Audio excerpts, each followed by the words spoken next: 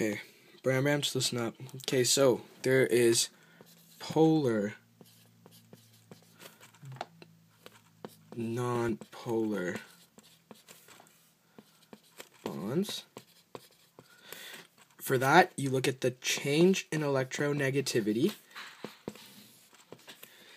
If it is between 0 to 0.4, it is non-polar.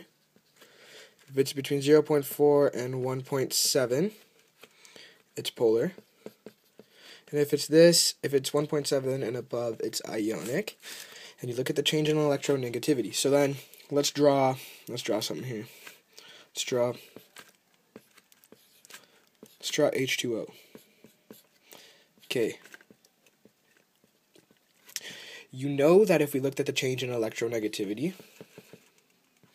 and I already have it memorized, it's like 3.44 minus 2.2 da-da-da-da, whatever, and it ends up being 0.9.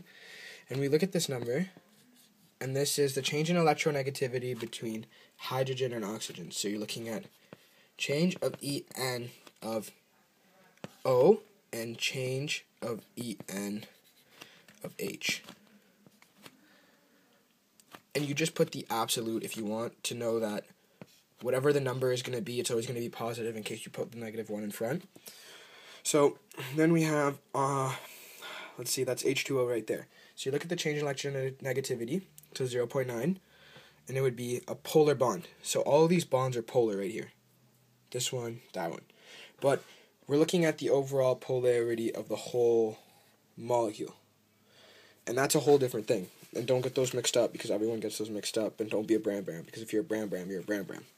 So we notice that the change here and here and here, maybe that's the part that's tripping you out. You'll notice that here, oxygen has a higher electronegativity than hydrogen. So that means it's more electronegative than hydrogen, meaning that it has a stronger hold on electrons than hydrogen, right? So oxygen is going to take electrons from hydrogen. So that means it's more negative, and that's a delta sign. So you put a delta negative, and this one's more positive. So then if we were to draw the charges, we'd say that the charges are going in that way. And the same thing for this. Now in physics you learned that if you have a body, something stationary like that, and if I were to put a force this way, and I were to put a force this way, your resulting force would be like that. So this is basically how you determine if it's polar or non-polar in terms of its in terms of the molecule. If you have a resulting force, or if you have a force going in one direction and there's not a zero net force, if there is a zero net force, then it's non-polar. So for example, carbon dioxide, look at that right there. You'll notice that both charges are equal when they go out. This is more negative, this is more negative, this is more positive, and it's equal. There's zero net force on carbon right now. And there's nothing touching it on the y-axis, but on the x-axis it's equal. So this would be a non-polar molecule.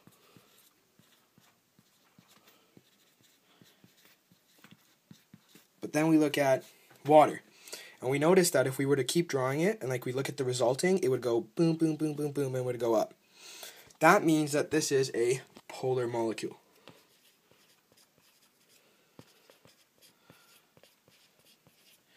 So the way you determine it is you look for resulting, and if you see a resulting, then it's basically polar. If you don't, then it's non-polar. So one more time, just to make sure you understand it. If I had, let's say this was a body, and like this is and I don't even know, just something, right? And I were to draw it like this. Okay? Would that have a zero net force on it or no? Well, we notice that there's a force going this way, a force going that way, so for the x-axis it's a yes. But for the y-axis, it wouldn't be. And that's the same thing I was talking about, because there's a force going downwards, and that's the same thing I was talking about with, let's see right here, nitrogen, hydrogen, hydrogen, hydrogen. Nitrogen would have two lone pairs on top, and it would be more negative than all these positive bastards. So then all of these guys are trying to go inside. You see that? They're trying to go inside. You see these arrows? And because they're trying to go inside, you notice that if we're going inward and inward on the same thing with the same amount of force, then it's good. There's a zero net force here. Meaning, if there's a zero net force, it is a nonpolar molecule. But it isn't a nonpolar molecule because we notice that there's an arrow pushing it upwards. So, whoosh, there is a net force. See that arrow, how it pushes it up? You see that right there? It pushes it up. So it's not a non-polar molecule anymore. It's a polar molecule because the direction of the electrons are going somewhere. There's not a zero net force overall with the molecule. So if you want to determine if it's polar or non-polar, you look at the direction of the electrons. If they're moving in a certain direction, and if they're moving certain direction, like in this case where they're going upwards, or in water's case where they're going diagonally, then it is a polar molecule. If there is no net charge and it's balanced out, it is a non-polar molecule. This is non-polar. That's polar. But don't mix it up with the bonds. And the bonds help you determine which atom within the compound has a higher hold of the electron. So you need to know that before you know this. But that's it, Bram Bram. Here's a nice zoom out for you. You know what I'm saying, bud?